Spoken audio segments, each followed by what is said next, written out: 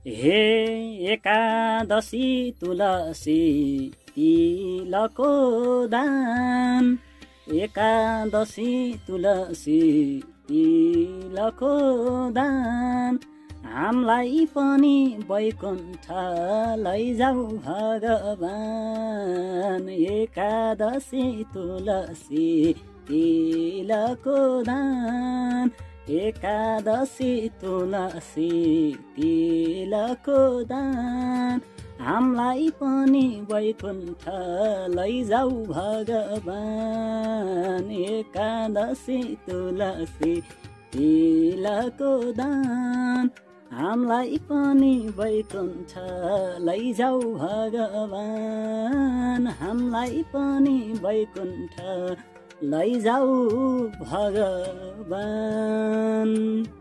भगवान विष्णुका निमित्त, भगवान श्रीहरि विष्णुका निमित्त भजन अत्यन्तै प्यारो छ र कलियुगमा व्यक्तिले ठुला ठुला पूजा यज्ञ यज्ञादि कर्म नगरे पनि भजन कीर्तन मात्रै गर्दछ भने भगवान विष्णु ऊ माथि प्रसन्न हुनुहुन्छ।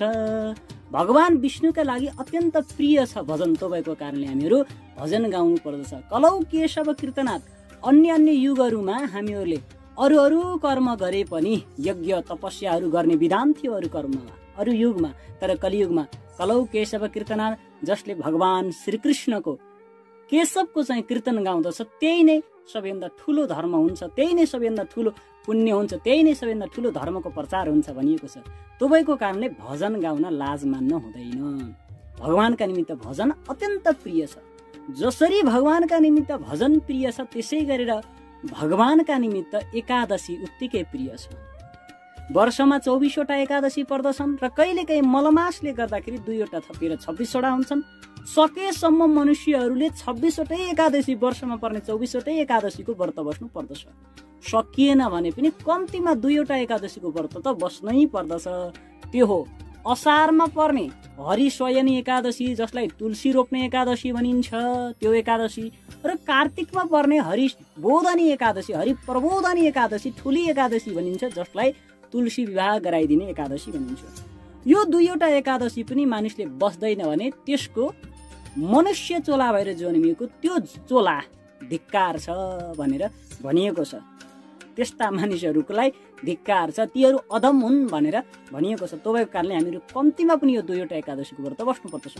होइन यी 2 वटा एकादशी पनि व्रत बस्न सकिएन भने कमसेकम यो एउटा मात्र हरिप्रबोधनी, जसलाई ठुली एकादशी भनिन्छ, ठुला एकादशी भनिन्छ, यो एकादशी भए पनि मानिसले व्रत बस्दछ भने उसलाई सारा वर्षभरका एकादशीहरूको व्रतको फल प्राप्त हुन्छ। त्यति मात्र होइन, वर्षभर परेका अन्य विभिन्न किसिमका व्रत उपासनाहरूको ती सम्पूर्ण नगरे पनि त्यसमा गरेका सम्पूर्ण फल जति हुन्छन् त्यो सबै यसमा पाइन्छ भनेर बताइएको छ। र भगवान विष्णुका लागि यो एकादशी अत्यन्त परम प्रिय छ, किनकि असारको जुन हरिशयनी एकादशी छ त्यसबाट भगवान श्रीहरि विष्णु योग निद्रामा जानुहुन्छ। 4 महिनासम्मका लागि भगवान विष्णु शयन गर्नुहुन्छ। भगवान विष्णु शयन गरेको समयमा हामीहरू शुभ कर्महरू, विवाह व्रतबन्धादि कर्महरू गर्दैनौँ, यो समयमा गर्नु हुँदैन भनेर भनिएको छ। र अब कार्तिकमा आउने यो हरिबोधनी एकादशीबाट भगवान विष्णु जागा हुनुहुन्छ। 4 महिनाबाट, 4 महिनापछि जागा हुनुहुन्छ। भगवान विष्णु जागा भइसके पछाडि हाम्रा शुभ कर्महरू सुरु हुन्छन्। अब विवाह व्रतबन्ध आदि गरिएका शुभ कर्महरू गर्न हुन्छ। भगवान विष्णु योग निद्राबाट आज 4 महिनापछि जाग्दै हुनुहुन्छ। त उहाँको निमित्त उहाँ जाग्दै गर्दाखेरि हामीहरूले व्रत बस्यौँ, उहाँको भजन कीर्तन गायौँ, कथा सुन्यौँ भने भगवानको पहिलो दृष्टि हामीमा हुन्छ र भगवानले हामीलाई आशीर्वाद प्रदान गर्नुहुन्छ। र धेरै वैष्णव श्रद्धालु भक्तजनहरू हुनुहुन्छ जसले हरिशयनी एकादशीदेखि आजसम्म, हरिप्रबोधनी एकादशीसम्म 4 महिनाको चतुर्मासा व्रत पनि बस्नु भएको छ। उहाँहरूका लागि त मैले धेरै कुराहरू बताउनु परेन। त यो हरिप्रबोधनी एकादशी भगवान विष्णुका निमित्त अत्यन्त प्रिय छ। यसको कथा हजुरहरूलाई मैले श्रवण गराउनेछु। अघि ब्रह्माजीले नारदलाई हरिप्रबोधनी एकादशीको विषयमा यहाँनिर बताउनु भएको छ। यसको महत्त्व, यसको कथा यहाँनिर ब्रह्माजीले नारदजीलाई जे कुरा बताउनु भएको छ, त्यो हरिप्रबोधनी एकादशी बस्नाले के हुन्छ, यसको के कस्तो महत्त्व रहेको छ, यसको व्रत विधान कस्तो रहेको छ, र यो कसले गरेदेखि लिएर तमाम किसिमका प्रश्न आजभोलि हामीहरूलाई जस्तो प्रश्न उठ्छ, के खाने के नखाने, खाना खाएर अथवा चाहिँ एक छाक खाएर यो व्रत बस्न हुन्छ कि हुँदैन, दुई छाक खाएर व्रत बस्न हुन्छ कि हुँदैन, अथवा चाहिँ पुरै केही पनि नखाइकन व्रत बस्दा के फल प्राप्त हुन्छ, एक छाक खाएर के फल प्राप्त हुन्छ देखि लिएर दुई छाक खाएर के फल प्राप्ति हुन्छ, सबै कुराका जति पनि हाम्रा अहिले मनमा प्रश्नहरू छन् त्यस्तै गरेर त्यति बेला नारदका मनमा प्रश्नहरू उठेका थिए र ती नारदका मनमा उठेका प्रश्नहरूको उत्तर ब्रह्माजीले स्वयं दिनुभएको थियो। जसलाई कार्तिक शुक्ल पक्षमा पर्ने यो एकादशी, जसलाई हरि प्रबोधनी एकादशी भनिन्छ भने नेपालको हकमा कुरा गर्नुपर्दा यसलाई ठुली एकादशी, ठुला एकादशी भनेर विशेष गरेर यसलाई चिनिन्छ। नेपालको हकको कुरा गर्ने हो भने अथवा चाहिँ धेरै मानिसहरूको, अधिकांश मानिसको कुरा गर्ने हो भने मानिसहरूले अरू एकादशीको विषयमा उसलाई थाहा हुँदैन, उसले व्रत पनि बस्दैन, तर यो ठुली एकादशीको विषयमा उसलाई थाहा हुन्छ। प्राय गरेर 100मा 98%ले यो व्रत बस्दछन्। यस्तो ठुलो एकादशी भनेर यसलाई बताइएको छ र यसको महत्त्व पनि त्यही किसिमको रहेको छ। ब्रह्माजीले नारदजीलाई के कसरी चाहिँ कथा भन्नुभएको छ त्यो समग्र कथा मैले हजुरहरूलाई श्रवण गराउँछु। ब्रह्माजी भन्नुहुन्छ, पर्वोधिन्यास माहात्म्यम पापग्नं पुण्यवर्धनम मुक्तिप्रदम सुबुद्धीनाम श्रेणुस्व मुनिषत्तम। हे नारद, यो हरि प्रबोधनी एकादशी त सारा पापहरूलाई नष्ट गरिदिनेवाला, पापहरूलाई नाश गराइदिएर व्यक्तिको पुण्यको उदय गराइदिनेवाला, जुन व्रत यदि व्यक्तिले बस्दछ भने उसको भाग्यको उदय गराइदिनेवाला, भगवानको आशीर्वाद प्राप्त हुनेवाला एकादशीको रूपमा चिनिन्छ यो हरि प्रबोधनी एकादशी, ठुली एकादशी। पापग्नं पुण्यवर्धनम, पापहरू नाश भएर पुण्यको उदय हुन्छ, भाग्यको उदय हुन्छ। मुक्तिप्रदम, इहलोके भुक्ति परलोके मुक्ति।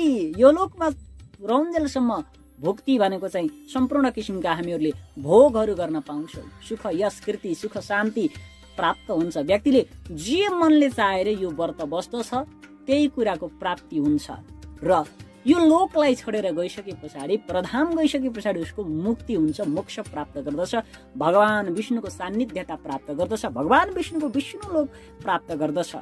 सद्बुद्धिनाम शृणुस्व मुनिषत्तम, र जुन असल बुद्धि भएकाहरूलाई, ज्ञानी जनहरूलाई ज्ञान, कर्मयोगीलाई कर्म प्रदान, धन चाहनेलाई धन प्रदान, सन्तान चाहनेलाई सन्तान प्रदान, विद्या चाहनेलाई विद्या प्रदान गर्नेवाला यो हरि प्रबोधनी एकादशीको अत्यन्तै अत्यन्तै ठुलो महत्व छ। हे नारद, हेर नारद, पृथ्वीमा भएका सम्पूर्ण जति पनि तीर्थधामहरू छन्, जति पनि चारधाम इत्यादिहरू छन्, नदीहरू छन्, तिनीहरू त्यति बेलासम्म मात्रै गर्जन्छन् जति बेलासम्म कार्तिकको यो हरि प्रबोधनी एकादशी, ठुली एकादशी आउँदैन। जब हरि प्रबोधनी एकादशी आउँछ, यो ठुली एकादशी आउँछ, त्यति बेला ती सबै सामान्य हुन जान्छन्। यो एकादशी नआउँदासम्म तिनीहरू गर्जनी हो, तर यसका अगाडि ती तीर्थधामहरू पनि सामान्य कहलाउँछन्। यसको त्यति ठुलो महत्व छ नारद भनेर यहाँनिर भगवान भन्नुहुन्छ। तावत गर्जन्ति तीर्थानि ह्य समुद्रम सरांसिस यावत प्रबोधिनी विष्णुस् तीर्थानि याति कार्तिकी। र समुद्रसम्मका सारा तीर्थहरू, पुण्यदायी तलावहरू तबसम्म गर्जन्छन् जबसम्म कार्तिकमा विष्णु जागा हुने, विष्णु उठ्ने तिथि हरिबोधनी एकादशी आउँदैन। जब भगवान विष्णु जागा हुनुहुन्छ त ती सबै सामान्य कहलाउँछन्, यसका अगाडि सबै तुच्छ कहलाउँछन्। यदि व्यक्तिले यो हरि प्रबोधनी एकादशीको व्रत मात्रै बस्दछ भने पनि, उसले विधि विधान पूर्वक यो व्रत बस्दछ, रात्रि जागरण गर्दछ भने उसलाई अश्वमेध सहस्राणि राजसूय शतानि च एके नैवोपवासेन प्रबोधिन्यम भवेन्नर। हजारौं अश्वमेध यज्ञ गरेको फल, 100 करोड राजसूय यज्ञ गरेको पुण्य फल मानिसले हरि प्रबोधनी एकादशी गरेको एउटै उपवासले नै प्राप्त गर्दछ। अब यस्तो किसिमको ठुलो महत्व रहेको छ भनेर ब्रह्माजीले नारदलाई यो एकादशीको महात्म्य सुनाउनुहुन्छ त नारदजी अचम्म पर्नुहुन्छ। ओहो, त्यसो भए त यो व्रत बस्नुपर्छ। ल भगवान पितामह ब्रह्माजी, अब यो व्रत बस्दाखेरि दिनमा 1 छाक खाएर बस्दाखेरि के फल प्राप्ति हुन्छ, 2 छाकै खाएर बस्दाखेरि के फल प्राप्ति हुन्छ, अनि गएर खाँदै नखाइकन व्रत बसेमा के फल प्राप्ति हुन्छ भनेर नारदजीले प्रश्न गर्नुभयो। त्यस पश्चातबाट ब्रह्माजी भन्नुहुन्छ, यहाँनिर खाने भन्ने बित्तिकै हजुरहरूले बुझ्नुपर्छ, एकादशीको दिनमा अन्न खानु हुँदैन, चावल वर्जित गरिएको छ। हामीहरूले यस दिन यो खाने भन्ने विषय चाहिँ फलाहार हो। सकेसम्म निर्जला व्रत बस्नु सबैभन्दा राम्रो उत्कृष्ट। निर्जला व्रत।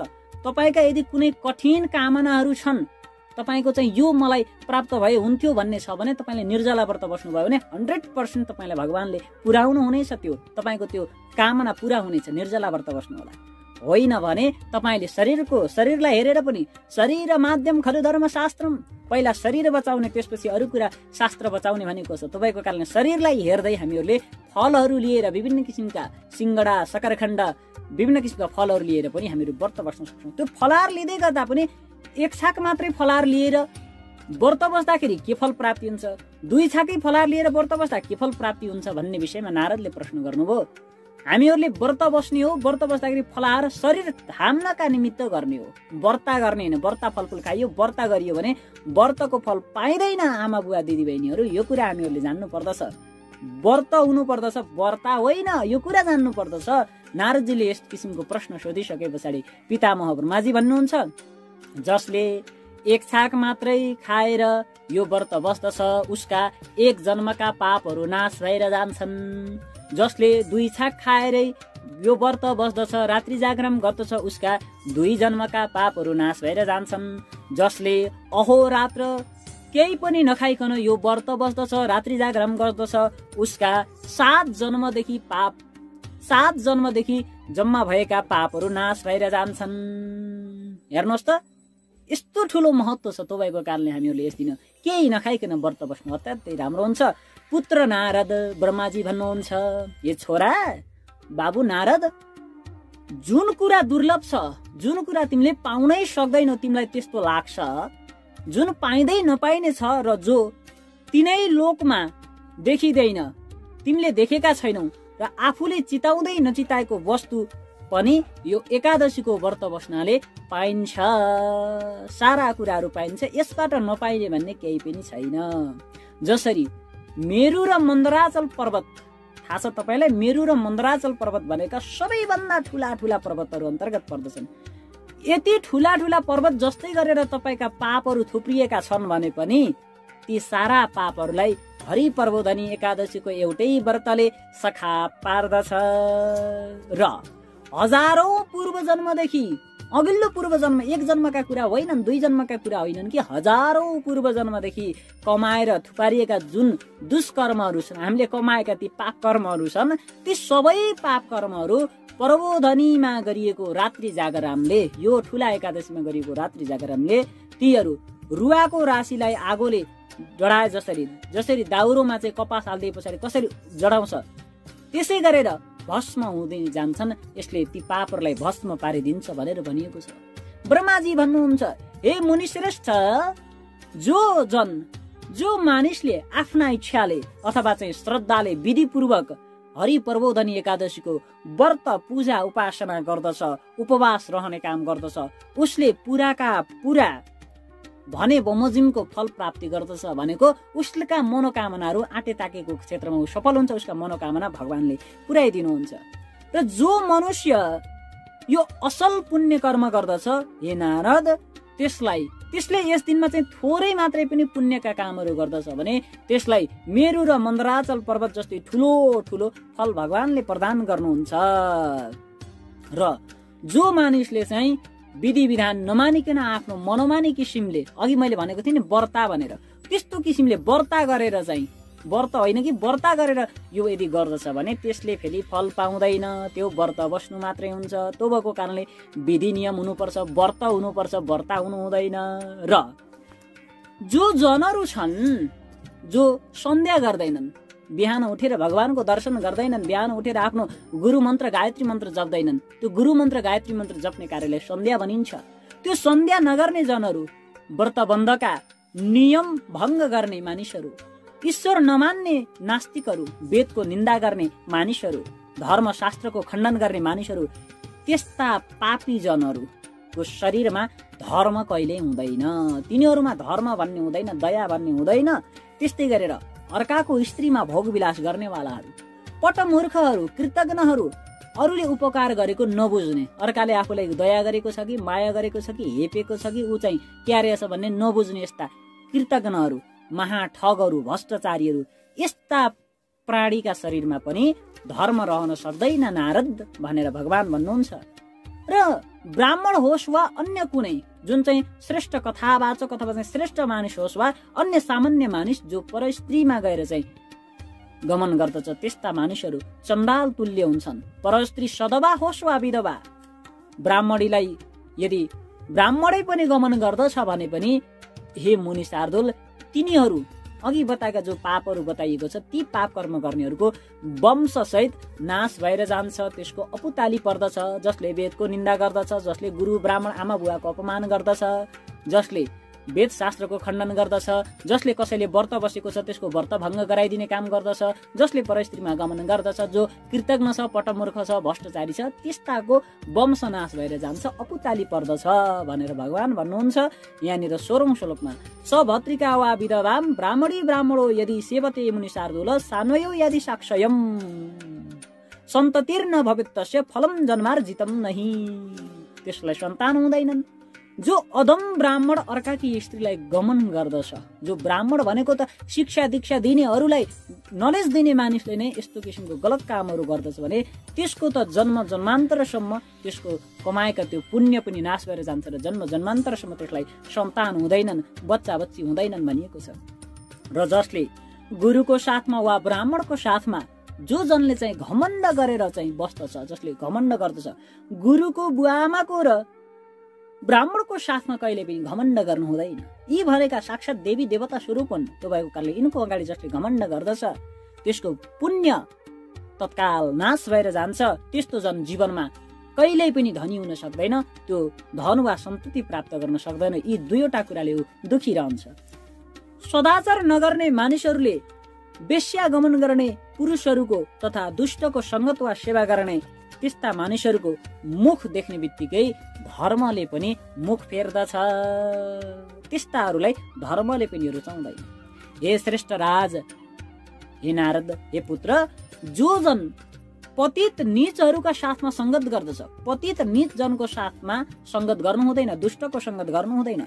जसले चाहिँ नीचको संगत गर्दछ उसको घरमा गइरहन्छ, त्यस्ता जनहरू अवश्य नरकमा जान्छन्। हे बाबु नारद, स्वागत आसन भोजनले जुन मनुष्यहरूको धर्म नष्ट भएको छ, जसले चाहिँ आफ्नो खास वैदिक धर्मलाई बिर्सिएर एउटा चाहिँ भौतिक संसारमा रमाएर धर्मलाई बिर्सिएको छ, त्यस्ता मानिसहरूको कीर्ति, आयु, सन्तान र सबै किसिमको सुख बिस्तारै नाश भएर जान्छ। उसलाई अशान्ति भन्दा दोस्रो कुरो हुँदैन। जो अधम मनुष्यहरू साधुहरूको अपमान गर्दछन् ती त्रिवर्ग अर्थात् धर्म, अर्थ, काम, यी तीनैवटा फल उसलाई कहिल्यै प्राप्त हुँदैन। र जसले साधुको अपमान गर्दछ त्यो कहिल्यै त्यसको मुक्ति हुँदैन। त्यसले जतिसुकै ठुला पुण्य कर्म गरे पनि त्यो नरकमा जानु पर्दछ र त्यसलाई नरकमा आगोमा लगेर त्यसलाई चाहिँ पोलिन्छ। त्यो भएको कारणले साधुको अपमान गर्नु हुँदैन र साधुलाई कसैले अपमान गरेको रोक्न कसैले खोज्दैन, त्यसले रोक्दैन। देखि चाहिँ साधुको अपमान भएको देखिरहन्छ, हेरिरहन्छ भने पनि त्यो पनि सबैभन्दा ठुलो पाप हो। त्यसले पनि आफ्नो कुल आफैले चाहिँ नाश गर्दछ।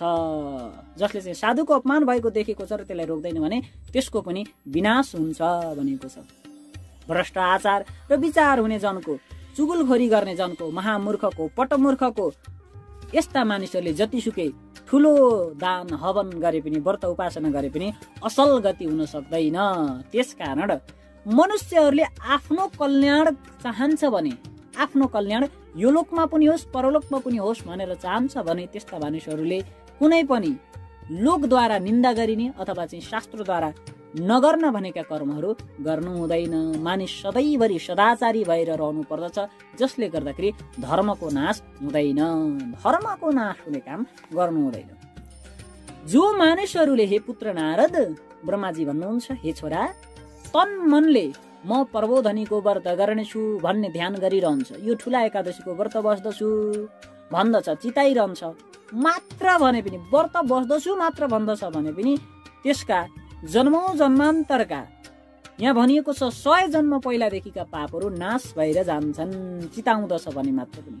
जो जन प्रबोधनीको रातभरि जागराम गर्दछ त्यसले आफ्ना त्यस पुण्यले बितेका, आउने र भइरहेका अर्थात् पछाडिका, अगाडिका र वर्तमान 10,000 आफ्ना वंशजलाई तुरुन्तै विष्णु लोकमा पठाउँछ। र जसका कुल पितृहरू रिसाएका छन्, पितृहरू अप्रसन्न छन्, पितृहरू नरकमा गएका छन्, पितृहरू तरेका छैनन् भने हरि प्रबोधनी एकादशीको व्रत बसेर पितृको निमित्त केही कर्म गर्दछ भने त्यसका पितृहरू पनि प्रसन्न भएर जान्छन्। अनि र पूर्वका कर्मले गर्दाखेरि, आफ्ना कर्मले गर्दाखेरि जो नरकमा परेका पितृहरू छन् उनीहरू पनि त्यो नारकीय दुःखबाट मुक्त हुँदै पितृलोकमा गमन गर्दछन्। जुन जनले ब्रह्महत्या जस्तो सबैभन्दा ठुलो घोर पाप गरेर पनि यदि उसले प्रबोधनीको रातभर जागराम गर्यो भने उसका सबै पापहरू धोइएर जान्छन् मुनि, त्यो निष्पाप हुन्छ भनेर यसरी ब्रह्माजीले नारदजीलाई यो हरि प्रबोधनी एकादशीको महात्म्य सुनाउनु भएको छ। जो जनले यस्तो किसिमको पुण्यफल दिनेवाला यो हरि प्रबोधनीको एकादशी बसेको छ त्यसले जति पनि विधि विधान पूर्वक तपाईँले अश्वमेधादि जस्ता ठुला ठुला यज्ञहरू गर्नुभएको छ ती यज्ञ गरेर पनि पाउन नसकिने फल हरि प्रबोधनी एकादशीको व्रत पूजा तुलसी विवाह अनि गएर गरिने रात्रि जागरामले यसले सजिलैसित प्राप्त हुन्छ। समस्त पृथ्वीभर रहेका नदीहरूमा गएर स्नान गरेको फल, त्यहाँ गएर गरेको तपाईँले गाई दान गर्नुभयो, भूमिदान गर्नुभयो, सुनदान गर्नुभयो, विभिन्न किसिमका दान गरेको फल एउटै हरि प्रबोधनी एकादशीको रात्रिमा जागराम गर्नाले यसले चाहिँ त्यो फल प्राप्त हुन्छ। हे मुनि शार्दुल, हे मुनिश्रेष्ठ नारद, त्यही नै पुण्यात्मा हो, त्यही नै साक्षात भगवान स्वरूप हो जसले हरि प्रबोधनी एकादशीको विधि विधान पूर्वक व्रत बस्दछ, तुलसी विवाह सम्पन्न गर्दछ अनि चाहिँ रात्रिमा जागराम बस्दछ। त्यो मानिस अत्यन्तै पुण्यात्मा जन हो, त्यो भगवान विष्णु स्वरूप हो। र जसरी चाहिँ मानिसहरूको मृत्यु निश्चित छ त्यसै गरेर एक दिन धन्नास हुने कुरा पनि निश्चित छ। त्यो कुरालाई बुझेर यो धन भनेको ठुलो कुरो होइन, भौतिक सुख शान्ति आज यो हातमा छ भोलि अर्को हातमा जान्छ। त्यो भएको कारणले यी कुराहरू सधैँ हुने कुरा होइनन्। हामीहरूले सधैँ हुने यो लोकलाई पनि परलोकलाई पनि हुने कामहरू गर्नुपर्दछ। र जसले हे मुनि श्रेष्ठ यस्तो कुराहरू जानेर अवश्य नै विष्णुको दिन, विष्णु जागा हुने दिन, यो हरि प्रबोधनी एकादशीको दिन व्रत पूजा तुलसी विवाह रात्रि जागराम यी कर्महरू गर्दछ उसले सम्पूर्ण तीर्थहरूलाई घरमै बोलाउँदछ। जसले हरि प्रबोधनी एकादशीको दिनमा घरमा तुलसीको मठको पूजा गर्दछ, तुलसी विवाह सम्पन्न गर्दछ, उसको घरमा सम्पूर्ण 33 कोटी देवी देवताहरू आएर वास गर्नुहुन्छ, उसका कुल पितृहरू प्रसन्न हुनुहुन्छ र घरमा सम्पूर्ण तीर्थहरू सधैँ एक दिन मात्र होइन, यानि कानि च तीर्थानि त्रैलोक्य सम्भवन्ति च तस्तानि तस्य गृहे सम्यक य करोति प्रबोधिनी। जो जन राम्रोसित विधिपूर्वक चाहिँ प्रबोधनीको यो व्रत बस्दछन् उसको घरमा तीर्थ आएर बस्दछन् र सारा कर्मलाई त्याग गरेर भगवान चक्रपाणी पनि अरू सबै कुरालाई त्याग गरेर त्यो भक्तको घरमा चाहिँ उसले गरेको पूजा हेर्न आउनुहुन्छ, भगवान पनि प्रसन्न हुनुहुन्छ अनि गएर चाहिँ उसलाई उसको मनोकामना पूर्ण गराइदिनुहुन्छ। त्यो भएको कारणले व्रतहरूमा अत्यन्त उत्तम व्रत भनिएको एकादशीहरूमा सबैभन्दा महत्त्व बोकेको एकादशी हरि प्रबोधनी एकादशी ठुली एकादशीको व्रत हामीहरूले कार्तिकमा बस्नै पर्दछ। त्यही जन ज्ञानी हो, त्यही जन योगी हो, त्यही जन तपस्वी हो, त्यही जन जितेन्द्रिय हो जसले मृत्युलोकको सुखभोग र मरेपछिको मोक्ष पनि त्यसैको रहन्छ, जसले हरि प्रबोधनीको व्रत गर्दछ, जसले ठुली एकादशीको यो व्रत बस्दछ, जसले तुलसी विवाह सम्पन्न गराउँदछ, जसले धर्मको सार अर्थात् धर्मको तत्त्वलाई दिनेवाली यो हरि प्रबोधनी एकादशी विष्णु भगवानको अत्यन्त प्रिय छ। भगवान विष्णुका लागि यो अत्यन्त प्रिय छ। मैले सुरुमै पनि तपाईहरुलाई बताएको थिएँ, जीवनमा एकपल्ट पनि यसको व्रत गर्यो भने त्यो मानिस मुक्तिको भागी हुन्छ, त्यसको मुक्ति हुन्छ। हे नारद, त्यो भएको कारणले हरि प्रबोधनीको व्रत गरेपछि यो व्रत गर्नाले फेरि गर्भमा प्रवेश गर्नु पर्दैन, यो जन्म र मृत्युको चक्करमा पर्नु पर्दैन यो व्रत बस्नाले। त्यसकारण अरू सबै धर्मलाई छाडेर, अरू सबै कामलाई छोडेर भए पनि मानिसहरूले धर्म भन्नाले चाहिँ अरू सम्पूर्ण विभिन्न किसिमका व्यस्ततालाई छोडेर भए पनि यस दिन भगवानको नाममा हरि प्रबोधनी एकादशी बस्ने, रात्रि जागराम गर्ने गर्नुपर्दछ। कर्मले, मनले, वचनले मानिसले जुन पाप आजसम्म गरेको छ त्यो पापहरू हरि प्रबोधनीको रात्रि जागराम गर्नाले ती सम्पूर्ण पापहरू भगवानले धोइदिनुहुन्छ, बगाइदिनुहुन्छ। हे बाबु नारद, हरिबोधनी एकादशीमा जनार्दन भगवानको उद्देश्य गरेर भगवानलाई पूजा गर्ने उद्देश्यले जसले यस दिन स्नान गर्दछ, दान गर्दछ, जप गर्दछ, होम गर्दछ, पितृका नाममा कुनै कर्महरू गर्दछ भने ती कर्महरू कहिले कहिले नासिँदैनन्। यसमा गरिएका कर्मको अक्षय फल, अनन्त फल प्राप्त हुन्छ। जो मनुष्यहरू हरि प्रबोधनीको व्रत बसेर त्यस दिन भक्तिपूर्वक माधव भगवानको पूजा गर्दछ, भगवान विष्णुको पूजा गर्दछ भने, शालिग्रामको पूजा गर्दछ भने त्यो मानिस 100 जन्मदेखि थुरिँदै आएका पापहरूबाट छुट्दछन्। हे पुत्र नारद, यो अत्यन्त ठुलो व्रत ठुला ठुला पापका समूहहरूलाई पनि पाप नाशी गरिदिने भएका कारणले यसलाई ठुला एकादशी पनि भनिन्छ। तसर्थ विष्णुको जागा हुने दिन हरिबोधन एकादशीको दिन विधिपूर्वक सबैले उपवास व्रत गर्नुपर्दछ।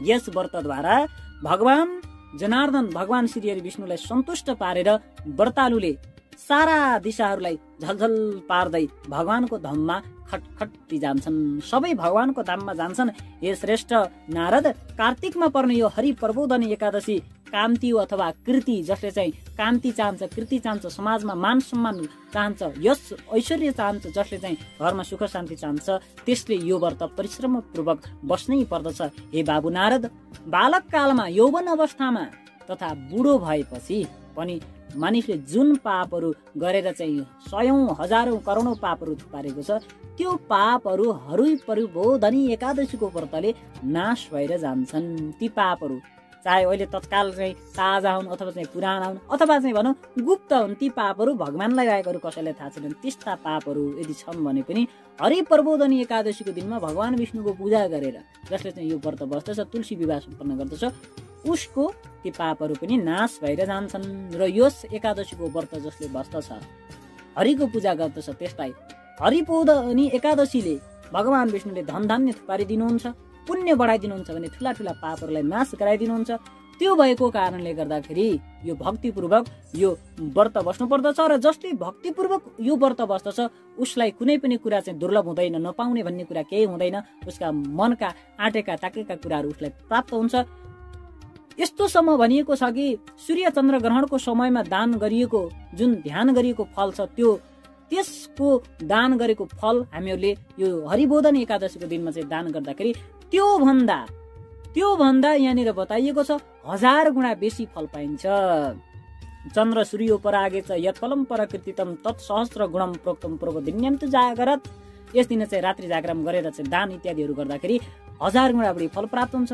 पर्वदिनीमा जसले चाहिँ स्नान, दान, जप, होम, स्वाध्याय, हरिको पूजा, तुलसी विवाह इत्यादि सबै कामहरू गर्दछ भने त्यसको करोडौं गुणा पुण्य फल उसले चाहिँ प्राप्त गर्दछ। र जन्मदेखि मानिसले चाहिँ जुन पुण्य सञ्चय गरेको छ, यदि उसले चाहिँ हरि प्रबोधनीको एकादशी व्रत बस्दैन भने ती आफूले गरेको पुण्य सञ्चय गरेका पनि त्यो बेकार हुन्छ, उसको जीवन बेकार हुन्छ। त्यो भएको कारणले हरि प्रबोधनी एकादशीको व्रत बस्नु पर्दछ। र जो मानिसले यो व्रत नबसिकन कार्तिक महिना बिताउँछ उसले जन्ममा गरेका चाहिँ पुण्यहरू नाश भएर जान्छन्। त्यसै कारणले पनि हे नारद, तिमीले परिश्रमपूर्वक यो व्रत बस, जसले चाहिँ भगवान विष्णु, देवताका पनि देवता भगवान विष्णु, यो सृष्टिका पालनकर्ता भगवान विष्णु प्रसन्न भइसके पछाडि तिमीलाई अत्यन्त ठुलो फल प्रदान गर्नुहुन्छ। र जो जन विष्णु भक्त भएर चाहिँ वैष्णव भएर चाहिँ यो भगवानको जो पूजा गर्दछन्, एकादशीको व्रत बस्दछन्, ती जनहरूले यो कार्तिक महिनामा अर्काको अन्न खानु हुँदैन, अरूको अन्न त्याग गर्नुपर्दछ भने। र यहाँनिर जसले चाहिँ कार्तिक महिनामा अर्काको अन्न नखाएर यो व्रत बस्दछ भने चान्द्रायण प्रायश्चित्त गरेको फल प्राप्त हुन्छ भनेर बताइएको छ। कार्तिक महिनामा सत्शास्त्रहरू, भागवत कथा, यी पुराण कथाहरू सुन्नाले मधुसूदन भगवान जस्तो प्रसन्न हुनुहुन्छ, त्यस्तो प्रसन्न अरू यज्ञादि कर्म गरेर हुनुहुन्न। जो मनुष्यहरू कार्तिकमा 1 श्लोक अथवा चाहिँ आधा श्लोक होइन, आधा श्लोकको पनि 1 पाउ मात्र पनि भगवान विष्णुको कथाहरू सुन्दछन्, कहीँबाट चाहिँ कथाहरू लाउँदछन् भने उनीहरूलाई भगवान विष्णुले अत्यन्त ठुलो कहिल्यै नाश नहुने पुण्य फल प्रदान गर्नुहुन्छ। कार्तिक महिनामा सबै मनुष्यहरूले अरू धर्म कर्म छोडेर मेरा मूर्तिको सामु पूजा गर्नुपर्दछ भनेर भगवान विष्णुले भन्नुभएको छ। सधैँ सत्शास्त्रको अवलोकन वा शून्य काम गर्नुपर्दछ, सत्शास्त्रहरूको चिन्तन गर्नुपर्दछ। यी मुनिश्रेष्ठ कल्याणार्थ वा लोभ बुद्धिले पनि लोभै गरेर भए पनि, मलाई आफूले धन चाहियो भनेर लोभै गरेर भए पनि जसले चाहिँ यो हरिको कथा सुन्दछ भने पनि उसमाथि पनि भगवान विष्णु प्रसन्न हुनुहुन्छ। जो मनुष्यले दिनहुँ सत्शास्त्रदिको पुराण आदिको श्रवण गर्दछ, आफूले पाठ गर्दछ अथवा चाहिँ अरूद्वारा चाहिँ कथा लगाएर आफूले सुन्दछ भने पनि उसका सारा पापहरू नाश भएर जान्छन् र 10,000 यज्ञ गरेको फल प्राप्त गर्दछ। जो मनुष्य नियमपूर्वक चतुर्मासाभरि नै विष्णु भगवानको कथा सुन्ने गर्दछ, विशेष गरेर कार्तिकमा अवश्य सुन्ने गर्दछ, उसले 1000 गाईदान गरेको फल प्राप्ति गर्दछ। हे मुनि नारद, हरिको जाग्ने दिन, हरि बोधनीको दिन जो मनुष्य हरिको कथा भन्न लाउँदछ त्यो मानिसले 7 द्वीप भूमि दान गरेको फल प्राप्त गर्दछ। त्यस्तै गरेर हे मुनि शार्दुल, यस दिन भगवान विष्णुको दिव्य कथा सुनेर भगवान विष्णुको पूजा गरेर कथावाचक पण्डितलाई आफ्नो गच्छता अनुसार दान गर्नाले त्यसले चाहिँ पछि सनातन लोकमा चाहिँ बास पाउँदछ। पितामह ब्रह्माजीका यस्ता कुराहरू सुनिसके पछाडि नारदजीले भन्नुहुन्छ, हे ब्रह्माजी पितामह ब्रह्मा, मलाई अब चाहिँ यो एकादशीको व्रत विधान चाहिँ बताइदिनु पर्यो भनेर चाहिँ नारदजीले भन्नुभयो। अब यो एकादशीको व्रत विधान कस्तो छ त भनेर ब्रह्माजीले बताउनु भएको छ। ब्रह्मवाच ब्राह्मे मुहूर्ते चोत्थायम एकादश्यम द्विजोत्तमम स्नानम चैव प्रकर्तव्यम दन्तधावन पूर्वकम।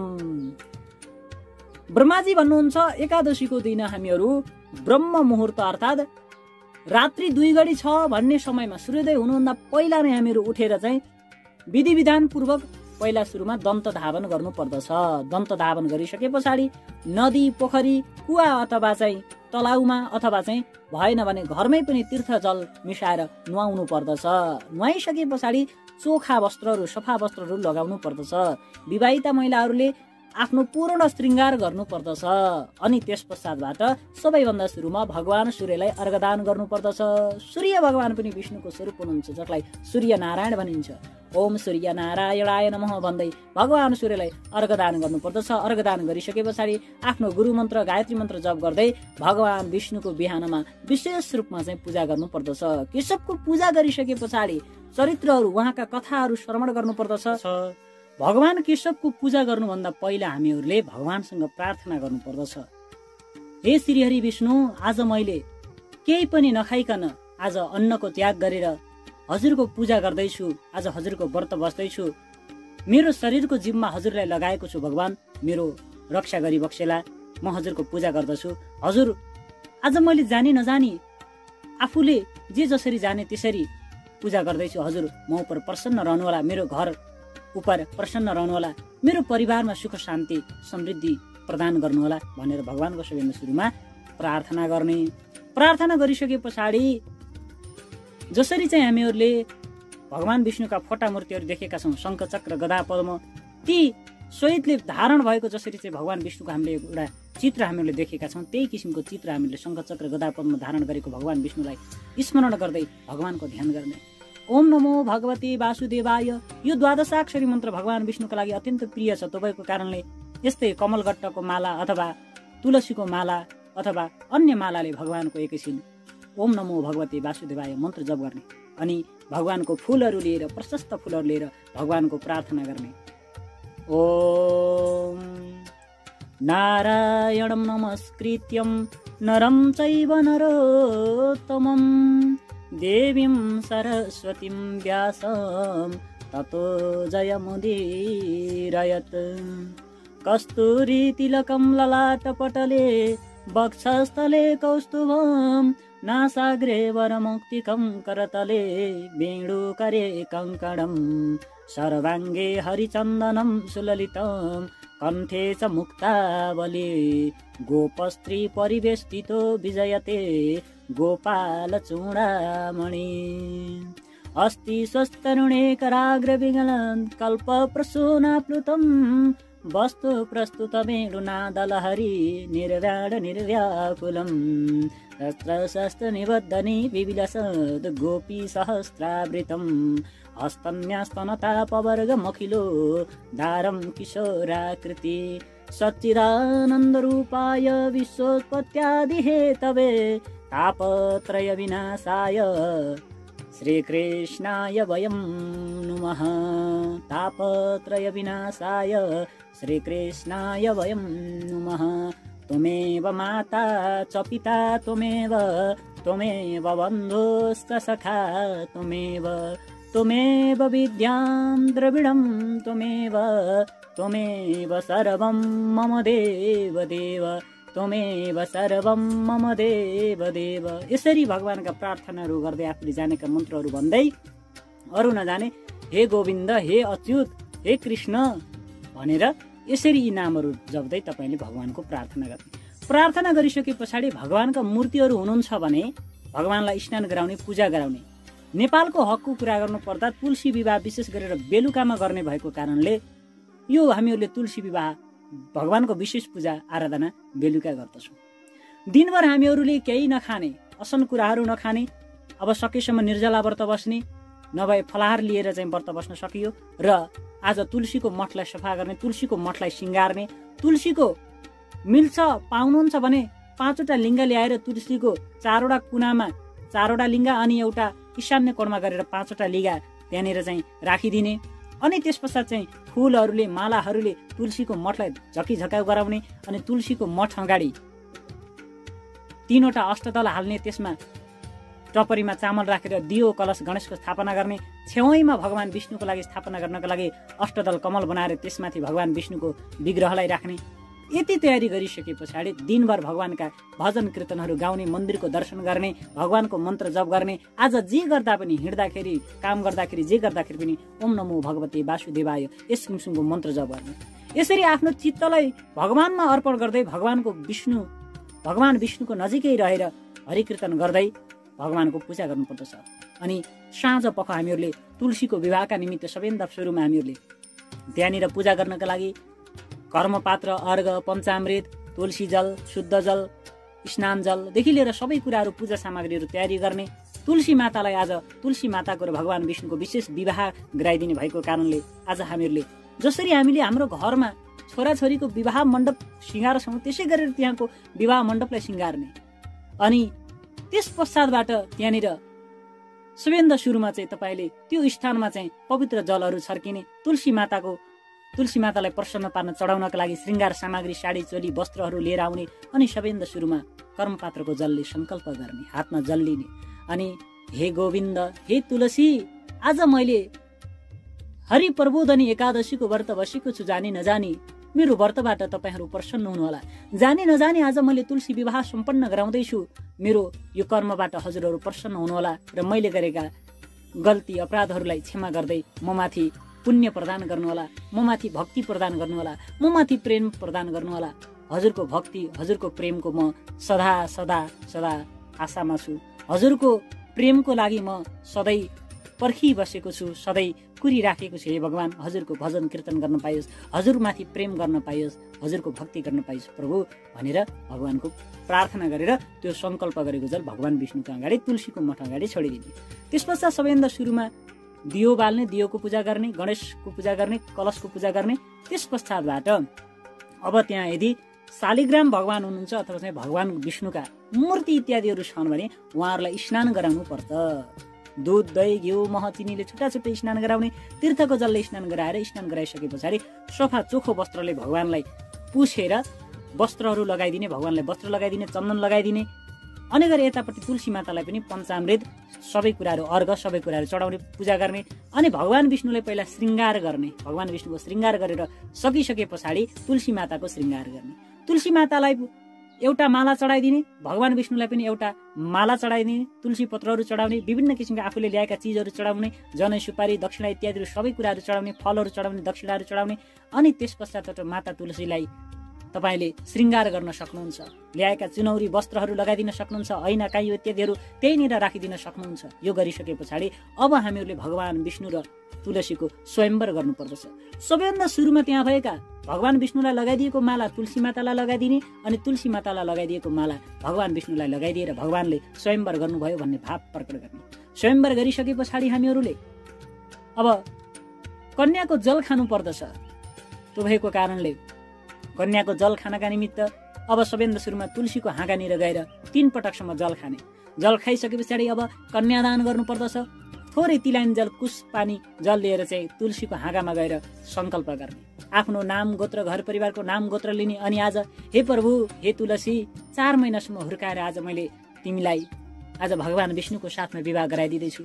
मबाट प्रसन्न हुनु है, मबाट कुनै गल्ती अपराधहरू भएको छ भने क्षमा गर्नु है, आमालाई क्षमा त गर्छौ नि भनेर करुणाका साथ, भावका साथ तुलसी मातालाई भगवान विष्णुको साथमा विवाह गराइदिँदैछु। हे श्रीहरि, तुलसी मातालाई स्वीकार गर्नुहोस्, तपाईँहरूको जीवन सहज रहोस् भनेर मैले कन्यादान गर्छु भनेर त्यो तुलसीको हाँगामा छोएर त्यो जल लएर त्यहाँ छोएको जल लिएर भगवान विष्णुमा अर्पण गर्ने। भगवान विष्णुले कन्यादान लिनुभयो भन्ने भावना गर्ने। त्यस पश्चात अब सिन्दुर अर्पण गर्नुपर्ने हुन्छ।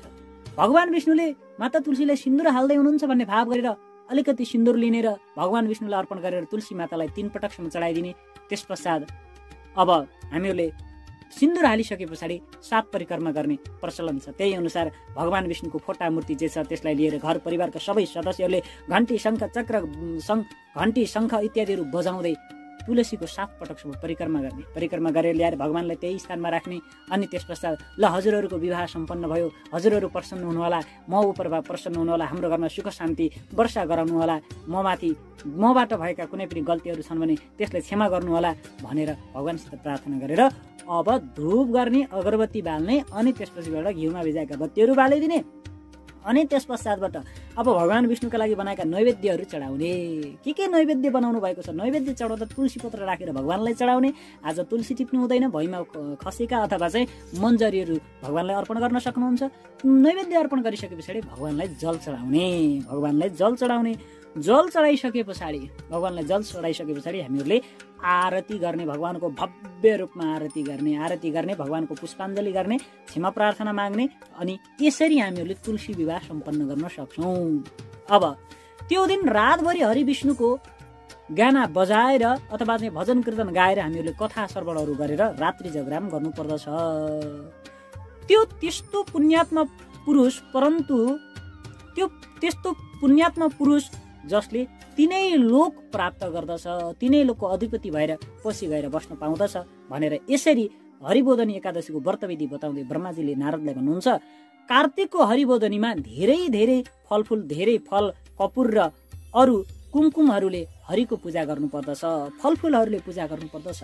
हे मुनिश्रेष्ठ नारद, हरिको बार प्रबोधनी, हरिको बार भएको कारणले, भगवान विष्णुको बार भएको कारणले यसलाई हरि प्रबोधनी एकादशी भनिन्छ।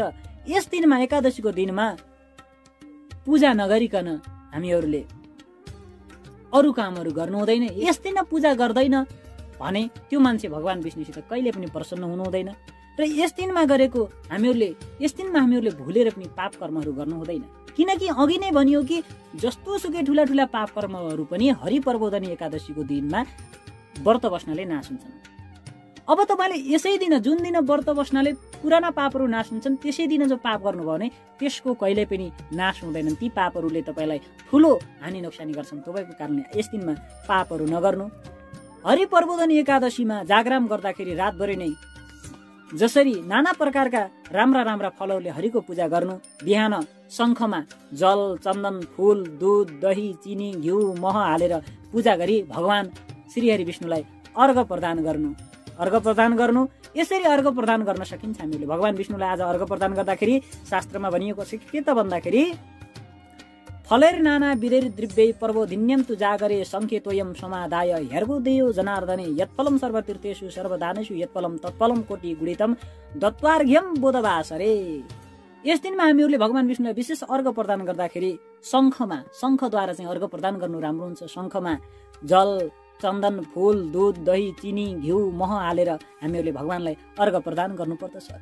जुन पुण्य फल समस्त तीर्थहरूमा नुहाएर सबै प्रकारका दानहरू गरेर सबै किसिमका चाहिँ यज्ञादि गरेर पाइन्छ, त्यसको करोडौं गुणा बढी फल हरि प्रबोधनीमा भगवान विष्णुलाई अर्घ दिँदाखेरि पाइन्छ। त्यो भएको कारणले यस दिनमा अर्घ दिनु। र त्यस दिन राम्रा अगस्तीका फुलहरू, अगस्तीको फुल तपाईँहरूलाई थाहा छ? अगस्तीको फुलहरूले चाहिँ भगवान विष्णुको पूजा गर्नु, कमलको फुलले पूजा गर्नु। जसले अगस्तीको फुलले, कमलको फुलले पूजा गर्दछ ऊ पर भगवान विष्णु अत्यन्तै प्रसन्न हुनुहुन्छ। नारद, हे विप्रेन्द्र नारद, भगवान विष्णुका लागि तपस्या, योग, ध्यान भन्दा पनि अगस्तीको फुल प्यारो छ। त्यो भएको कारणले अगस्तीको फुलले यस दिनमा पूजा गर्नु अत्यन्तै राम्रो हुन्छ। हे नारद, जो जनले कार्तिक महिनामा श्रीकृष्णलाई बेलका पत्रहरूले भक्तिपूर्वक पूजा गर्दछ, बेलपत्रले पूजा गर्दछ, उसको मुक्ति हुन्छ। हे वत्स नारद, जो जन कार्तिकमा तुलसीका पत्र पुष्पले जनार्दन भगवानलाई पूजा गर्दछ तिनीहरूले 10,000 वर्ष अघिदेखि गर्दै आएका पापहरू पनि नाश भएर जान्छन्। र यस दिनमा दर्शन गरिएकी, छोएकी अथवा ध्यान गरिएकी, कीर्तन गरेकी, स्तुति गरिएकी, रोपिएकी, सिंचित गरिएकी र सधैँ पूजा गरिएकी तुलसी कल्याणकारी हुन्छन्। यसरी यी 9 प्रकारले जो जन प्रतिदिन तुलसीको भक्ति गर्दछ त्यस्ता जन हजारौं करोडौं युगसम्म हरिको घर वैकुण्ठमा बास गर्दछन्। त्यो भएको कारणले हामीहरूले प्रत्येक दिन तुलसीको पूजा गर्नुपर्दछ, तुलसीमा जल चढाउनु पर्दछ। हे मुनि नारद, रोपिएकी तुलसीले जति जरा फैलाउँदै जान्छन् त्यति 1000 युगसम्म सकृत पुण्य फैलाउँदै जान्छ। तपाईँको पुण्यको वृद्धि हुँदै जान्छ, तपाईँको भाग्य हुँदै जान्छ। त्यही भएर तुलसी मौलाएको अत्यन्त राम्रो हो। हे मुनि नारद, जुन पुरुषहरूद्वारा रोपिएकी तुलसी जबसम्म आफ्ना हाँगा बिगा शाखा प्रशाखाहरूले उसको बिया पुष्प र पत्रले पृथ्वी तलमा बढिरहन्छन्, ती पुरुषका कुलमा जो जन्मिएका छन्, जो पछि जन्मने छन्, जो बितिसके ती सबै जनको 2000 कल्प वर्षसम्म हरिको घरमा अर्थात् वैकुण्ठमा वास हुन्छ। जो मनुष्यहरू कदमका फूलहरूले यस दिनमा भगवान विष्णुको पूजा गर्दछ, चक्रपाणी भगवान विष्णुका कृपाले तिनीहरूलाई यमालय अर्थात् नरक जानु पर्दैन। कदमको फूल देख्ने बित्तिकै नै भगवान केशव प्रसन्न हुनुहुन्छ। यस दिन कदमको फूलले पूजा गर्नु अत्यन्तै राम्रो हुन्छ। सबै कामना इच्छा पूरा गरिदिने हरि कदमको फूलले पूजा गरिसके पछाडि त अझ प्रसन्न हुनुहुन्छ। यसमा आश्चर्य पर्नुपर्ने कुरा के छ र नारद भनेर चाहिँ ब्रह्माजी भन्नुहुन्छ। अनि फेरि वसन्त ऋतुमा पाटलका फूलहरूले गरुडध्वज भगवान विष्णुलाई अत्यन्त भक्तिपूर्वक जो जन पूजा गर्दछन् त्यो पनि तिमीले सुन, मैले त्यसको विषयमा बताउँदछु भनेर भन्नुहुन्छ। त्यस्तै गरेर जुन मानिसहरूले मौलसरी अशोक कुसुमका फूलहरूले जगतपति भगवान विष्णुको पूजा गर्दछन्, ती जन जबसम्म चन्द्रमा सूर्य रहन्छन् तबसम्म सुख सुरता रहित हुन्छन्। हे विप्रेन्द्र नारद, जो जन सेता वा राता वा पहेँला करवीर वा कनेरका फूलहरूले जगन्नाथ भगवानको पूजा गर्दछन् तिनका उप भगवान केशव 4 युगसम्म प्रसन्न हुनुहुन्छ। यस दिनमा राता पहेँला करवीरका फूलहरूले पूजा गर्नु, कनेरका फूलहरूले पूजा गर्नु अत्यन्तै राम्रो हुन्छ। जो मनुष्यहरू केशव भगवानका उप आँपका मन्जरीहरू चढाउँछन् ती भाग्यमानी जनहरू 1 करोड गाईदान गरेको पुण्यको फल प्राप्त गर्दछन्। जो जन हरिको पूजा गर्दाखेरि दुबाका मुन्टा चढाउँछन् उस मनुष्यले त्यस पूजाको 100 गुणा बेसी फल मजासित पाउँछन्। भगवानको पूजा गर्दाखेरि दुबाको मुन्टा चढाउँदाखेरि भगवान विष्णु अत्यन्त प्रसन्न हुनुहुन्छ। हे नारद, आफ्ना भक्तलाई सधैँ सुख दिने भगवान विष्णुलाई जो जनहरू समीका पातहरूले पूजा गर्दछन् तिनीहरूले महाघोर डरलाग्दो यममार्ग तरे अर्थात् पार गरे भन्ने तिमीले बुझ्नु पर्दछ। जो मनुष्यहरू वर्षा ऋतुमा चम्पकका बोटमा फुलेका चाँपका फूलहरूले भगवान विष्णुलाई पूजा गर्दछन् ती मनुष्यहरू संसारमा फेरि जन्म लिनु पर्दैन, उनीहरूले जन्म लिनु पर्दैन। हे विप्रसी नारद, कुम्भी अर्थात् पाटलाको फूल जो जनार्दन भगवानलाई अर्पण गर्दछन् ती जनहरू 1 पल सुन चढाएको फल प्राप्त गर्दछन्। जो जन पहेँलो केतकीको फूल भगवान जनार्दनलाई अर्पण गर्दछन् त्यसले 1 करोड जन्मदेखि कमाई गरेर थुपारेको त्यसको पापहरू भगवानले नाश गराइदिनुहुन्छ। कुमकुमको जस्तो रातो पहेँलो मिश्रित वर्ण रङ भएको तथा गमगम वासना आउने सयपत्री गोदावरी फूलहरू भगवानलाई चढाएर जसले पूजा गर्दछ त्यो जन श्वेत द्वीपमा गएर बस्न पाउनेछ। यस्ता प्रकारले भुक्ति मुक्ति दिने केशव भगवानलाई रातभर पूजा गरेर हे ब्राह्मण नारद, भोलिपल्ट बिहानै उठेर प्रशस्त पानी खलखल बग्ने नदी खोलामा गएर त्यो पूजा गरेका सामग्रीहरूलाई बगाइदिनु पर्दछ। त्यहाँ खलमल्ल नुहाएर सन्ध्या जप गरेर त्यही गरिने पूजापाठ आदि प्रातकालीन क्रिया सारा सकेर अनि घर गएर व्रती मनुष्यहरूले विधिपूर्वक भगवान केशवको पूजा गर्नुपर्दछ। अनि व्रतको परिपूर्णताका लागि बुद्धिमान विद्वान ब्राह्मणलाई भोजन गराउनु पर्दछ। भक्तियुक्त भावले श्रद्धाले शिर झुकाएर ती ब्राह्मणको पाउमा परि क्षमा याचना गर्नुपर्दछ। त्यस पश्चात ब्राह्मणहरूलाई आफू सक्दो दान दक्षिणा हामीहरूले गर्नुपर्दछ। गुरुलाई श्रद्धापूर्वक यथेच्छ भोजन गराउनु पर्दछ। चक्रपाणी भगवानको प्रसन्नताका लागि गुरुलाई दक्षिणा दिनुपर्दछ। अनि प्रयत्नपूर्वक झर्को नमानिकन श्रद्धाका साथमा ब्राह्मणहरूलाई भोयसी दक्षिणा पनि दिनुपर्दछ। अनि तिनै ब्राह्मणहरूका सामुमै भर्सक व्यावहारिक ठकठाक गर्ने पहिलेका नियमहरूलाई प्रतिज्ञा गरेर त्यागिदिनु पर्दछ। अब मैले गरेका पुराना गल्तीहरू फेरि गर्दिन भनेर ब्राह्मणको अगाडि संकल्प गर्नुपर्दछ। ब्राह्मणहरूका सामु त्यस्तो प्रतिज्ञा वचन भनेर तिनीहरूलाई शक्ति अनुसार आफू सक्दो दान दक्षिणा भेटी फलफुलहरू दिएर ब्राह्मणहरूलाई विदा गर्नुपर्दछ। त्यस्तै हे राजन, ब्रह्माजीले बताइरहनु भएको छ, हे राजन, राति 1 शाक मात्रै खाने नियममा रहेको व्रती मनुष्यले पनि 20 ब्राह्मणहरूलाई यथेच्छ भोजन गराउनु पर्दछ। अनि थपेको वा मागेर नखाने व्रती रूपी नियममा रहेको जनले व्रतको समाप्तिमा सुन सहितको हट्टाकट्टा गोरु दान गर्नुपर्दछ।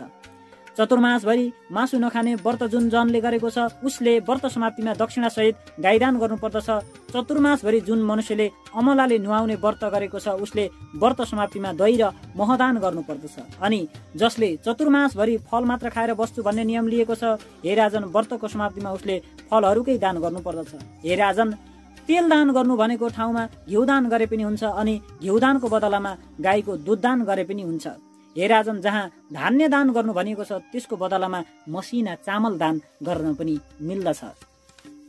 जसले चतुर्मासाभरि खाटमा नसुती भुइँमै सुत्ने व्रत लिएको छ उसले व्रतको समाप्तिमा दसना तन्ना तकिया झुल सहितको खटिया दान गर्नुपर्दछ। हे राजन, चतुर्मासाभरि पात नखाने नियम गरेको मनुष्यले व्रत समाप्तिमा प्रशस्त घिउका साथ भोजन दान गर्नुपर्दछ। जसले चतुर्मासाभरि नबोल्ने नियम लिएको छ उसले व्रत समाप्तिमा प्रशस्त तिल र स्वर्ण प्रतिमा सहित घण्टा दान गर्नुपर्दछ। जसले चतुर्मासाभरि घिउ तेल नखाने नियम लिएको छ उसले व्रत समाप्तिमा ब्राह्मणका दम्पतिलाई प्रशस्त घिउका साथ भोजन दिनुपर्दछ। चतुर्मासाभरि नङ केश नकाट्ने नियम लिएको बुद्धिमान व्रतीले व्रतको समाप्तिमा दक्षिणा सहित ऐना दान गर्नुपर्दछ। अनि जसले चतुर्मासाभरि जुत्ता लाउँदिन भन्ने व्रत नियम लिएको छ उसले व्रतको समाप्तिमा एक जोडा जुत्ता दान गर्नुपर्दछ। जसले चतुर्मासाभरि नुन नखाने नियम लिएको छ उसले व्रतको समाप्तिमा प्रशस्त चिनी दान गर्नुपर्दछ। अनि जसले चतुर्मासाभरि दिनौं विष्णुको मन्दिरमा या कुनै देवताको मन्दिरमा अविच्छिन्न बत्ती बालिराख्ने नियम लिएको छ त्यस व्रतीले व्रत समाप्तिमा घिउले भरिएको सलेदो सहितको तामाका वा सुनको बत्ती बलिरहेको दियो वा व्रतको परिपूर्णताका लागि विष्णुको परम भक्त ब्राह्मणलाई संकल्पपूर्वक दान गर्नुपर्दछ। जो मनुष्य चतुर्मासभरि एकान्तमा रहेर हरिको भजन गरिरहन्छु भन्ने व्रत नियम लिएर बसेको छ उसले व्रतान्तमा व्रतको पूर्णताका लागि सबै सिंगारिएका र राम्रा राम्रा तथा वस्त्र र सुनको प्रतिमा सहित अनि सुवासित बास्ना आउने जल भरिएका 8वटा कुम्भ घडाहरू दान गर्नुपर्दछ। हे राजन, ती कहिएका वस्तुहरू प्राप्ति नभएमा कहे अनुसारको गर्नुपर्ने कुरा नगरिकन नै ब्राह्मणहरूलाई पूजा गरेर भोजन गराई तिनीहरूबाट तिम्रो सम्पूर्ण व्रत परिपूर्ण होस् भन्ने आशीर्वाद लिनुपर्दछ। अब चतुर्मासाभरि बताएका कुराहरू गर्न सकिएन, केही दान पनि गर्न सकिएन भने ब्राह्मणहरूले आफू सक्दो दान दक्षिणा गरेर उनीहरूबाट तिम्रो सम्पूर्ण व्रत परिपूर्ण होस् भन्ने आफूहरूले आशीर्वाद लिनुपर्दछ। किनकि त्यस्तो अभावको स्थितिमा ब्राह्मणको वचन नै सिद्धिदायक हुन्छ। ब्राह्मण वचनात् सर्वम परिपूर्णमस्तु भनिन्छ नि त। ब्राह्मणको वचनले सबै कुरा परिपूर्ण हुन्छ। त्यो भएको कारणले ब्राह्मणबाट त्यसरी आशीर्वाद लिनु अनि ती ब्राह्मणहरूलाई ढोगेर विदा गर्नु, त्यस पश्चात आफूले भोजन गर्नुपर्दछ। यस्ता प्रकारले चतुर्मासाभरि जो वस्तु त्यागेको छ त्यसको समाप्ति गर्ने काम गर्नुपर्दछ। हे राजन, जो बुद्धिमान मनुष्य यस प्रकारको आचरण गर्दछ त्यो मनुष्य ती दानहरूको अनन्त अर्थात् कहिले नसकिने पुण्यफल पाउँदछ। आखिरीमा मृत्युपछि त्यो जन सोझै विष्णुको पुर वैकुण्ठमा जान्छ। यस्ता प्रकारले अभिन्नतापूर्वक अर्थात् बीचबीचमा नछोडिकन चतुर्मासको व्रत समापन गर्दछ त्यो जन कृतार्थ हुन्छ र फेरि मृत्युलोकमा मान्छे वा प्राणी भएर जन्मदैन, सधैँ विष्णुलोकमै रहिरहन्छ।